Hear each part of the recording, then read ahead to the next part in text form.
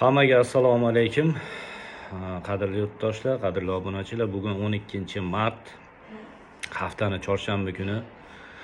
Xo'p, akalar-ukalar, mana Polshada, Varshavada yurganlar, Varshava yon atrofida yurganlar, ish izlayotgan akalar, bizda 4 ta odamga ish vakansiya bor.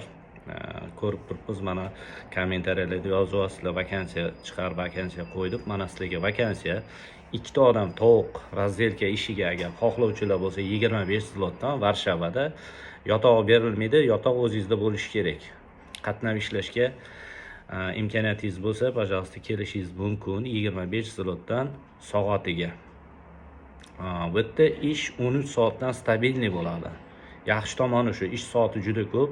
Oyiga 300 soatgacha ishlash imkoniyati bor. Bu degani 7000 zlotdan oshadi bir oylik maoshingiz. Ya'ni dollarda aytadigan bo'lsak 1600-1700 dollargacha ishlash imkoniyati bo'ladi bir oyda.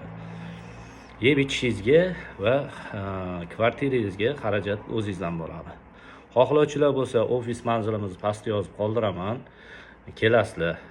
Keyin 2 ta odam qurilish sohasida ishlagan tushunchasi bor. Ya'ni super darajada yevro remont darajasida ish bilishingiz shart emas. Oddiy shpakilovka tortishni bilsangiz, shkurka qilishni, ranglashni, g'isht terishni deylik yoki shuvoq qilish ishlarini biladigan bo'lsangiz, montaj, demontaj ishlari bor. 28 zlotdan soatiga. Hozirgi kunda 10 soatdan, issiq tushgandan keyin o'sha stabilniy 12 soatdan ish bo'ladi. Xohlovchilar bo'lsa, bunga 50 yoshgacha bo'lgan yoshda, undan balandini lekin to'g'risi iloji yo'q. 50 yoshgacha rus tilini biladigan bo'lishi kerak hammalar. Ya'ni muloqot darajasi bo'lishi shart. Kutib qolamiz. Video yoqqan bo'lsa bitta like bosib qo'llab-quvvatlaymiz. Hammaga yetib borish uchun, tarqalish uchun qo'llayverasizlar. Kanalda agar yangi bo'lsangiz, obuna bo'lib qo'yishni unutmang. Sog' bo'ling, salomat bo'ling. Ofisimiz dushanba kunidan juma kunigacha ishlaydi, soat 9 dan soat 4 gacha.